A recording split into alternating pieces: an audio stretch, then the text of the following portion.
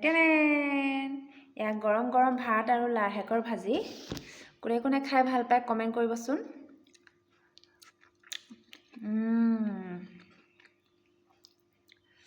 পুৰা ধোঁৱা ওলাই আছে দেখিছেনে